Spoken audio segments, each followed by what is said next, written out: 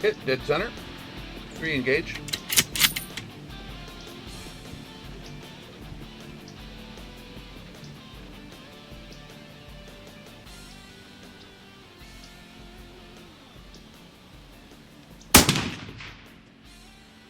Hit just above that. Re-engage. Oh, that one hit.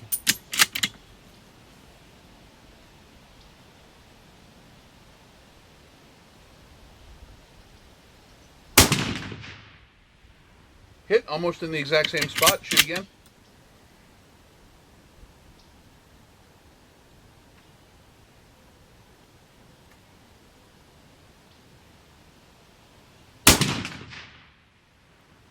Almost exactly on top of the last shot.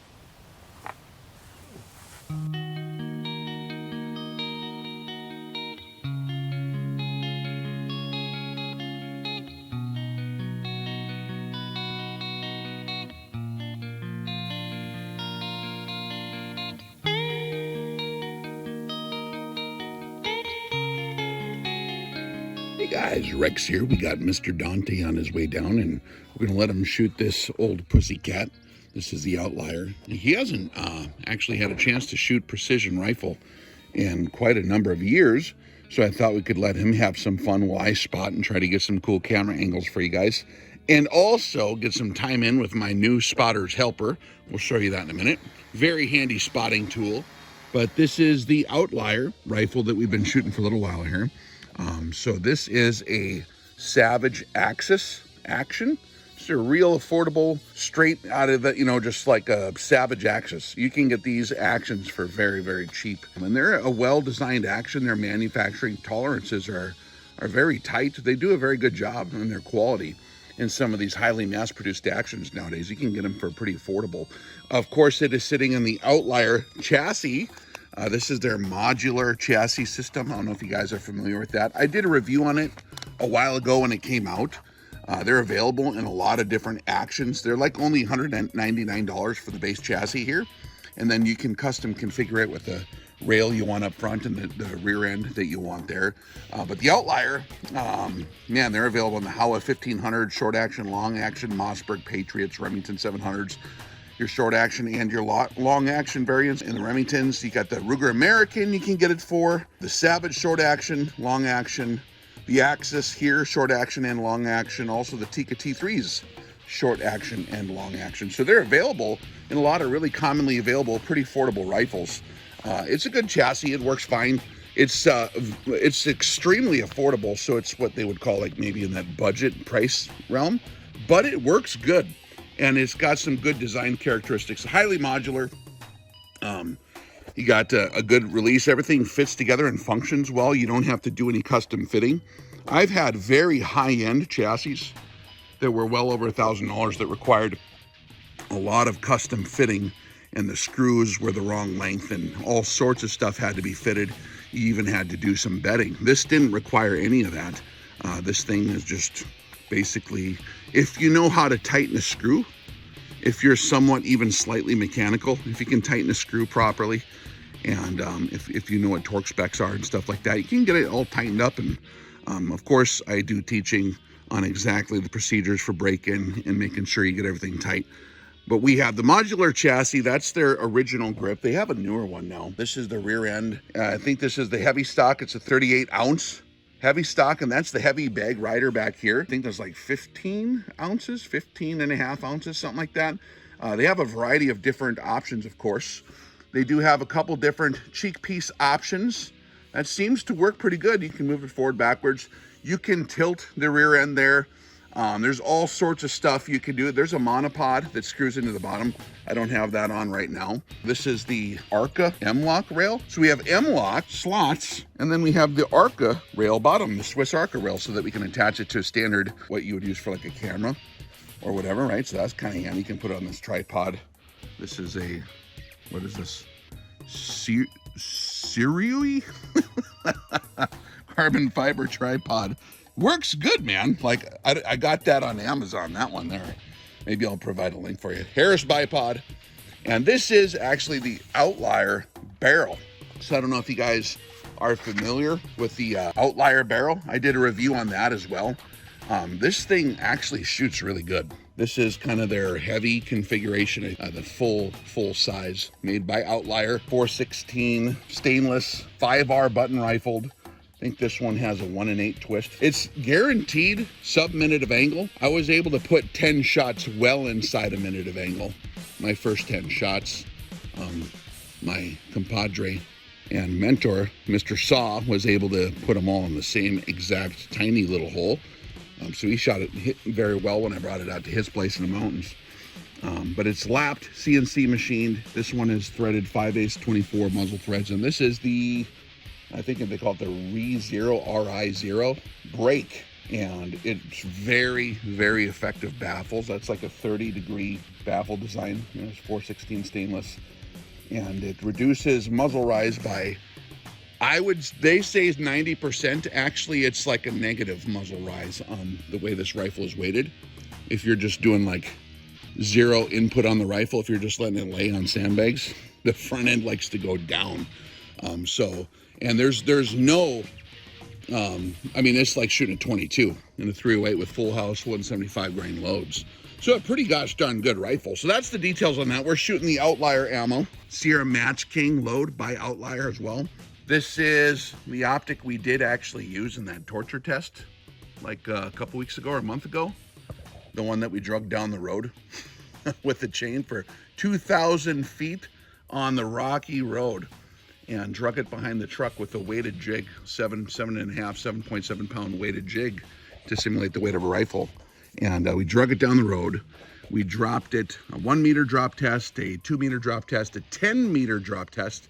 That's like thousands of G-forces with the 1 millimeter deceleration if you work out the math. If you want to see the math, I can show you.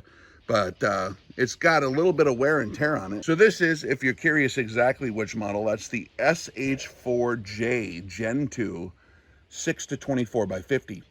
And this one does sport, the J denotes it's the Japanese lenses in it. And I mean, we did a resolution test in every step of the torture test in between the different phases, and there was no loss of clarity whatsoever. It still tracks with 100% precision, which I was actually surprised. I mean, we threw it off the roof of the barn, you know what I mean? And it's still working great. So I thought, well, why not continue to use it then and see how she works? And so that's what we're gonna do today as well. I'm gonna let Dante shoot this. I got kind of an interesting camera jig we're gonna put on here and see if we can record through the iPhone some video through, so you can see that this scope still works. And then we're gonna shoot at, I don't know, I got a bunch of targets out there, out to about 9 plus or whatever in my yard here, 900 plus. And so we'll shoot at one of them. I got an E-type out there. Maybe he'll have fun shooting at that, being that he hasn't shot in a long time. A little confidence booster. And we'll have a good, I got a spotter I got to show you too. It's going to be pretty cool. I'm going to show you how to drive this apparatus. So this is a side shot scope cam. I got this on Amazon.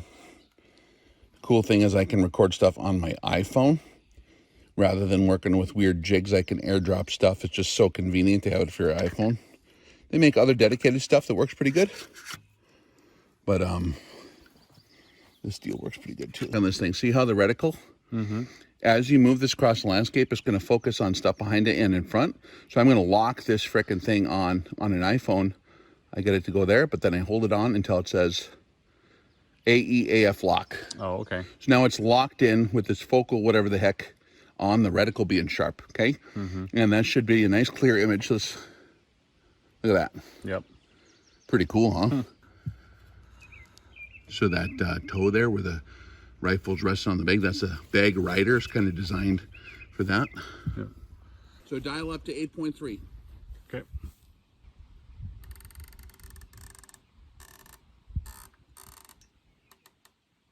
So 8, 1, 2, 3. Aim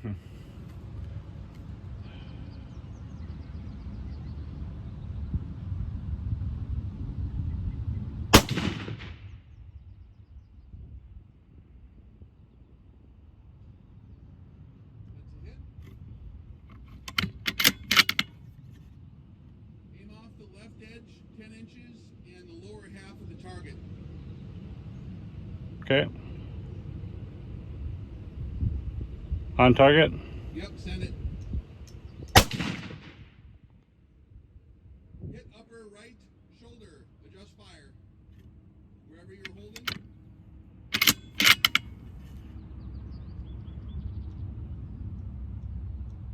A little more left and a little more down.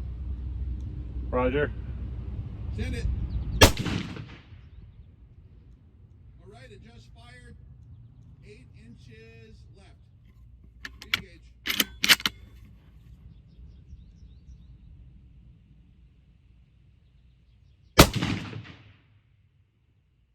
Hit. Re-engage.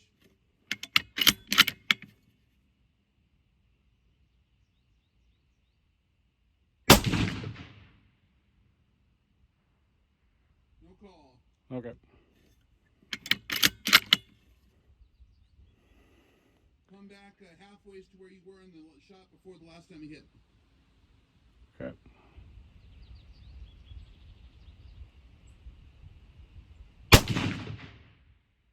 Hit. Send another one right there.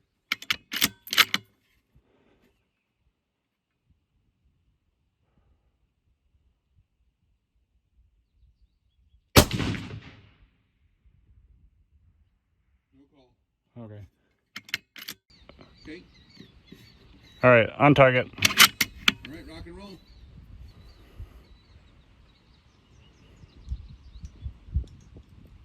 I want you to lighten up on your wind hold. Roger. About half that wind hold. Send it when ready.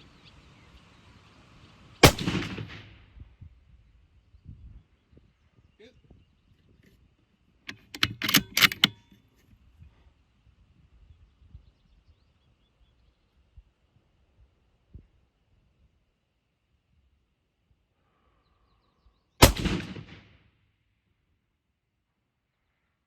Hit.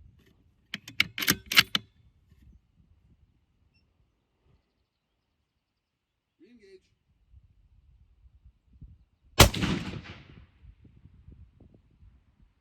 Hit. Just left 3 inches.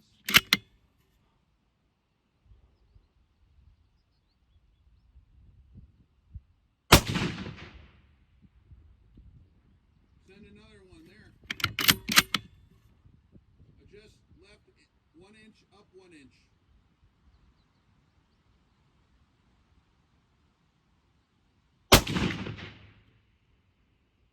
Okay, come back down, about to where you were.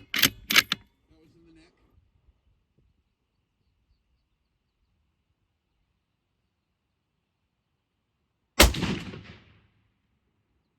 Right in the belly button. Okay, so where's your left and right there? Do you know? Can you count it with mils?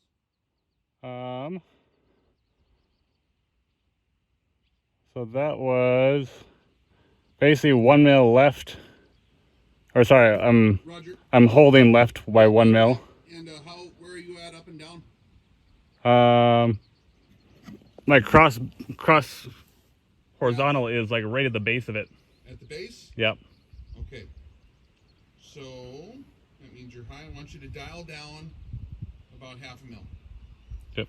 So dial down half a mil. Yep. 2, 3, 4, 5. Okay, re-engage right there. Same wind hold. Hold center on it now.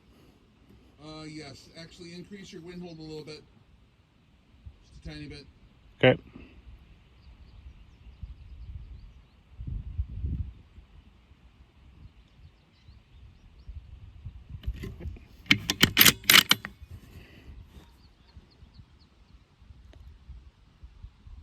All right.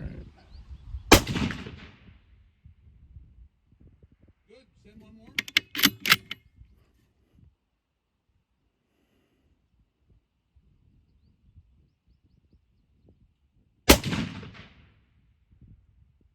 Right, I want you to come up 2 clicks. So come up. Yep, just unscrew it. There you go. Right there. Wind hold is perfect. It's 12-mile-an-hour crosswind.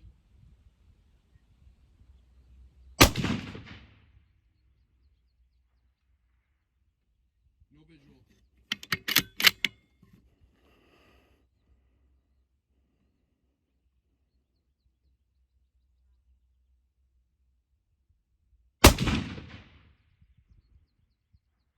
No visual there. Hmm. So it looks like our wind is a bit higher. Go ahead and hold a little more wind.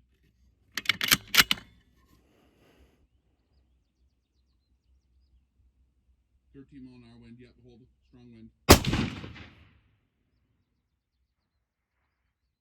No dice.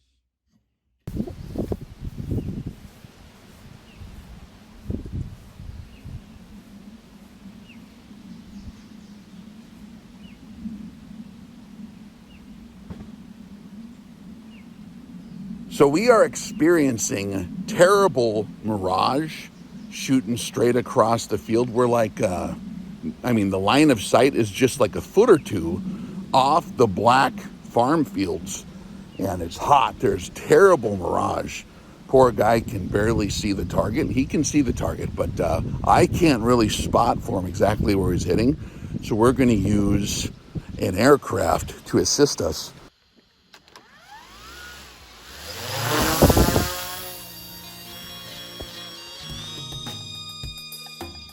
So if we can get this high enough above the mirage, we're going to be able to peer straight down into the target without skimming all the mirage for the entire 900 whatever yards it is across the entire field here.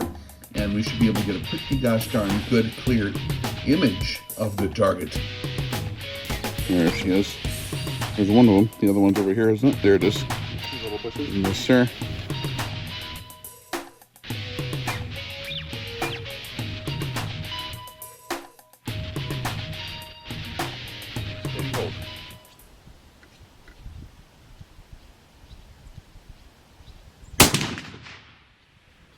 Hit dead center. Re-engage.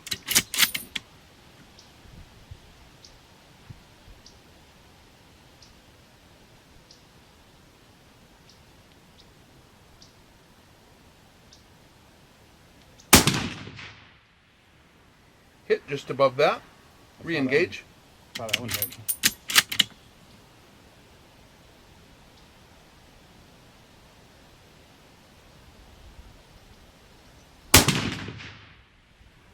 Hit almost in the exact same spot. Shoot again.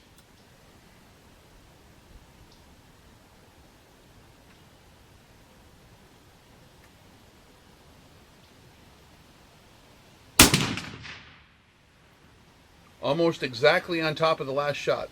So there's shot 1, 2, 3, and 4 on the target. That's 5-inch spread at 830 yards. That is 0.63 minutes of angle. At distance, in the wind, in the field, after being thrown off a roof and dragged down the road 2,000 feet on the optic, that's the same exact performance threshold we got during our initial testing. So it's consistently holding 0.63 minutes of angle.